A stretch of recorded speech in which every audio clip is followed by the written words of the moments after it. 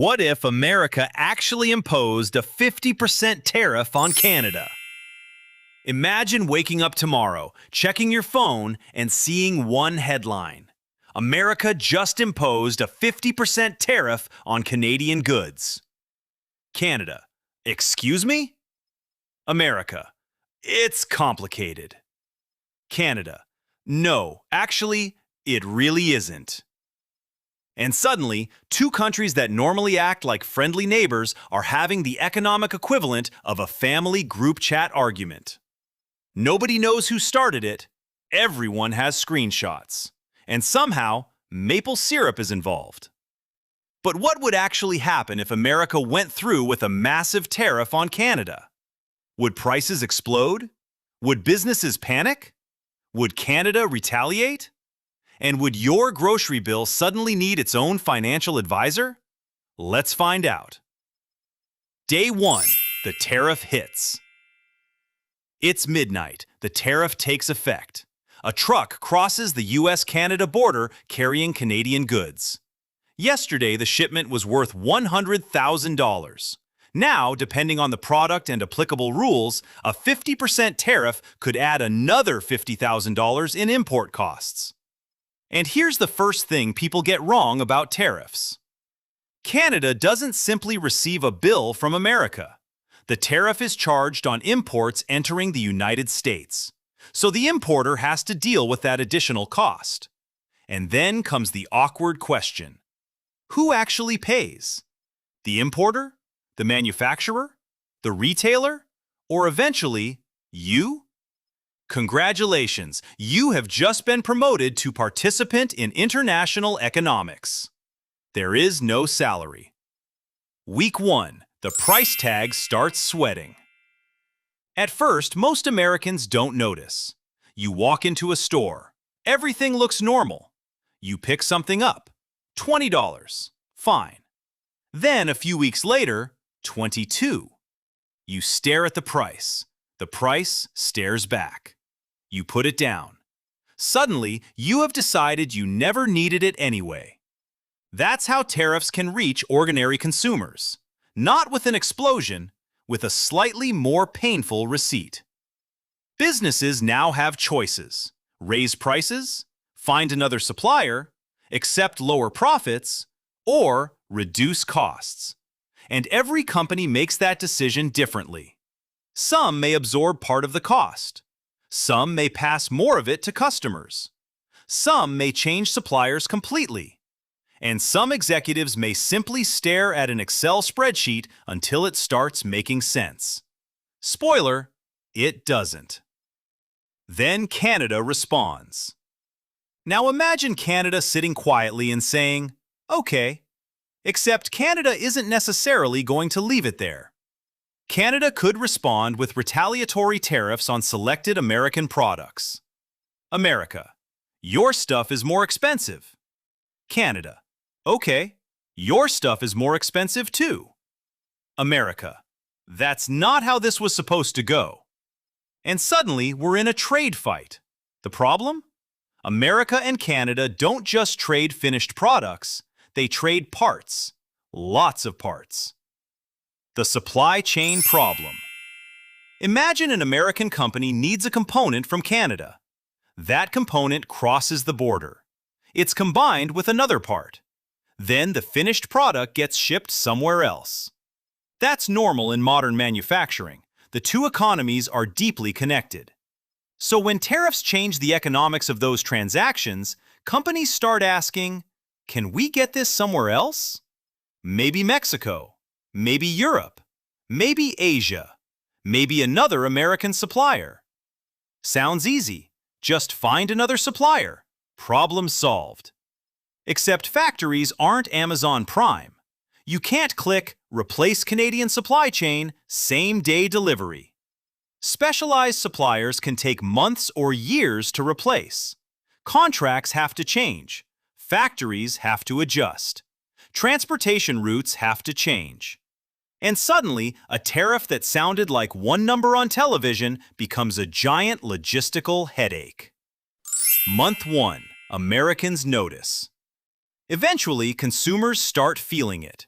Not because they suddenly became experts in international trade, but because they're standing at a checkout counter, looking at their receipt, and wondering why it looks personally offended. Some affected products could become more expensive. Some businesses might find alternatives. Some products could become harder to source. And suddenly, the average shopper is making calculations they never wanted to make. Do I need this? No. Do I want it? Yes. Can I afford it? Let's go home. Month 2. Businesses get squeezed. Now imagine you're running a small American company. You have 40 employees. You rely on a Canadian supplier. Your costs increase. Your customers don't want higher prices. Your competitors are dealing with the same uncertainty. So what do? Raise prices? Find another supplier? Reduce expenses? Maybe overtime gets cut. Maybe hiring slows down. Maybe that new location you wanted to open gets postponed. And that's how economic policy reaches workers, not with a giant flashing warning, tariff consequence detected. Instead, it happens through thousands of small business decisions. One company delays hiring. Another changes suppliers. Another raises prices. Another cancels an expansion. Individually, they're small decisions. Together, they can change an economy. Month 3. Washington has a problem. Now the political pressure begins. Supporters of tariffs can argue that they protect American industries and give the United States leverage in negotiations. Critics can argue that tariffs raise costs and create economic uncertainty. Manufacturers want predictable supply chains. Farmers care about exports. Retailers care about costs. Consumers care about prices. And politicians? Politicians care about explaining all of this in a sentence that fits on television. Good luck, because the real answer is complicated. The strangest part. Here's what makes this scenario so fascinating. America and Canada are neighbors. They share the longest international border in the world. Their economies have been connected for decades. Businesses have built entire supply chains around that relationship. So changing the rules isn't like changing the price of one product. It's more like changing the rules of a game after everyone has already been playing it for 30 years. And businesses don't like that. They like knowing where their products come from, how much they'll cost, and whether the rules will still exist 6 months from now. The long-term effect. Now imagine the tariffs remain for a year. Companies begin adapting. American businesses find new suppliers. Canadian businesses find new customers. Mexico could attract more manufacturing. Other countries could gain contracts. Factories could move. Supply chains could change. And here's the weird part. Both countries could become less dependent on each other. That might sound like a good thing, until you realize that rebuilding supply chains is expensive. And once companies spend millions creating new relationships, they may not rush back. So a temporary trade fight could potentially create permanent changes. But there's another possibility. Now rewind the entire scenario. What if the tariff works as leverage? America and Canada negotiate. Both sides make concessions. The tariffs are reduced or removed. Businesses breathe again. Markets calm down. And everyone gets to say, "We won." Both countries. Because apparently, if you negotiate long enough, everyone gets a trophy. But there's a serious point here. Tariffs can be used as bargaining tools. The economic pressure itself can be part of the strategy. So the outcome isn't necessarily America wins or Canada wins. It could be that both sides decide the cost of fighting is simply too high. So who actually pays? Here's the annoying answer. It depends. Tariff costs can be distributed across importers, businesses, producers, retailers, and consumers. Some companies absorb costs. Some raise prices. Some find new suppliers. Some lose sales. Some competitors benefit. And consumers may simply buy less, which economists call reduced demand. Your wallet calls it, "I'm not buying that." Final twist.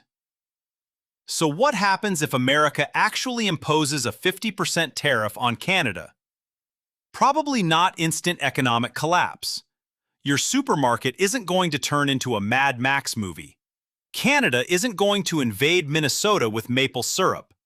And every Canadian product isn't automatically going to become 50% more expensive. The real consequences would be much messier. Higher costs for some goods, pressure on businesses, retaliation, supply chain changes, political pressure, and companies reconsidering who they depend on. Because that's the strange thing about modern economics.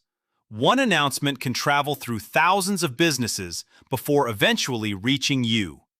You might never think about the Canadian supplier behind a product. You might never think about the truck crossing the border. You might never think about the factory making one tiny component. But change one part of that system, and eventually somebody notices. Usually, your wallet. Final scene. So the real question isn't, can America impose a 50% tariff on Canada? It can. The real question is, what happens when two countries discover just how much they depend on each other? Because in a trade war, you don't necessarily win by hurting the other side. Sometimes, you just discover how much you were hurting yourself, too.